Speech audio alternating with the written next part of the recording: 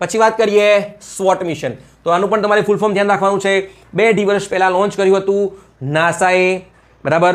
Canadian space agency, European space agency અને જે ફ્રાન્સની space agency છે CNES, ચારે સંસ્થાઓએ મળીને લોન્ચ કર્યું છે. એટલે કોઈ પર્ટિક્યુલર એક સંસ્થાનું મિશન નથી, પણ તમારે ફૂલ ફોર્મ ધ્યાન રાખવાનું છે. એ છે surface water and ocean topography. I repeat, surface water and ocean topography. એટલે કે આ મિશન અંતર્ગત શું કરવાનું હતું કે પૃથ્વી પર જેટલું પણ પાણી છે એનું શું કરવાનું છે, વન ટાઈપ ઓફ સર્વે કરવાનો છે. એ ચાહે મહાસાગરની અંદર હોય, કોઈ સીની અંદર હોય, અથવા કોઈ રિવર્સની અંદર હોય, અથવા કોઈ લેકની અંદર હોય, તો આનું શું કરવામાં આવશે, ગ્લોબલ સર્વે કરવાનો હતો. ઓકે, ચર્ચામાં કેમ હતું કે હમણાં જ જે નાસાએ આના ડેટા પરથી એક ઓશન ફ્લોર છે એનો શું જારી કર્યો છે, મેપ જારી કર્યો છે. ડિટેલ મેપની અંદર ઓશન ફ્લોરની તસવીર જારી કરી છે. કયા મિશન અંતર્ગત, SWOT મિશન અંતર્ગત. ફૂલ ફોર્મ તમે ધ્યાન રાખજો, સંસ્થા પૂછાશે નહીં. ઓકે.